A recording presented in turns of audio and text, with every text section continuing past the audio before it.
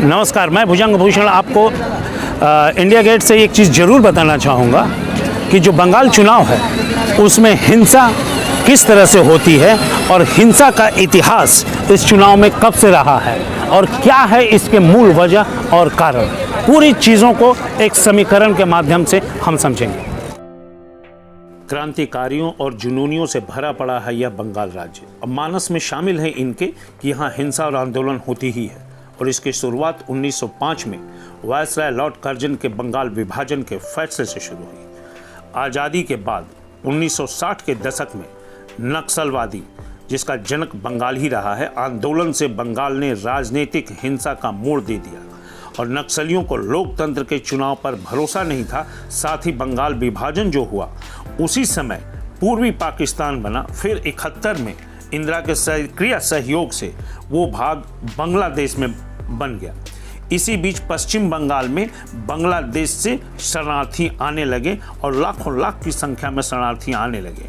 1967 से 1980 के बीच पश्चिम बंगाल के लिए हिंसक नक्सलवादी आंदोलन गंभीर संकट बन गई।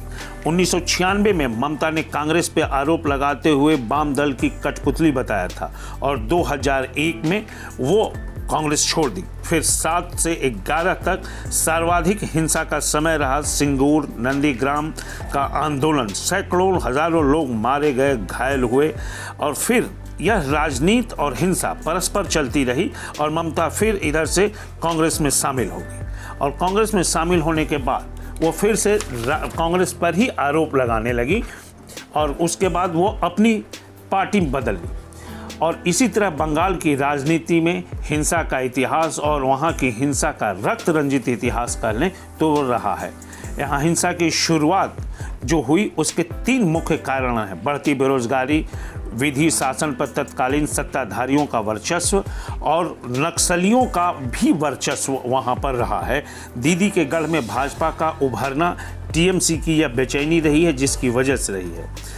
आपको सनद हो को 1977 से 2007 तक लेफ्ट फ्रंट की सरकार सत्ता में रही और इसी दौरान 30 वर्षों में 28,000 राजनीतिक हत्याएं हुई। सिंगूर और नंदीग्राम का आंदोलन भी वाम दल का और ये हिंसा का नमूना है। दर्जनों हिंसाएं तो ऐसी हुई जो दर्ज नहीं हुई। आधिकारिक आंकड़ों के मुताबिक समझिए, लोकसभा 14-15 में 15 हत्याएं हुई। प्रदेश में 1100 हिंसा की घटनाएं हुई।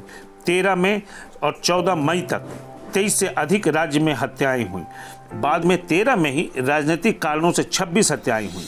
फिर 2015 में 731 वारदात हुए जिसमें 184 राजनीतिक हत्या हुई।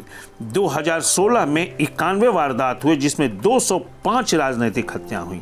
2018 में पंचायत चुनाव हुए, उसमें एक दिन में 18 लोगों की हत्या कर दी गई। उसके बाद 2019 में लोकसभा चुनाव में 12 से ज़्यादा लोगों की मौत हुई और हर चरण में राजनीतिक हिंसा होती गई।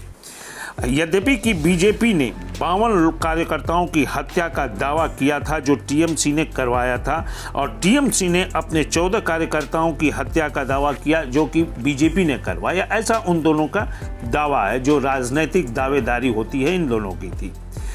अब यह बात है कि ग्राफिक से हम समझें कि किस तरह से पूरे बंगाल में और चुनावी हिंसा बढ़ती गई, मर्डर बढ़ते गए और सुरसा की तरफ मुंह बढ़ता चला गया इस हिंसा का। यह हम ग्राफिक्स के माध्यम से समझ सकते हैं और ये कहा जा सकता है कि बंगाल का जो वर्तमान चुनाव है वो इस हिंसा से बहुत दूर नहीं रहेगा।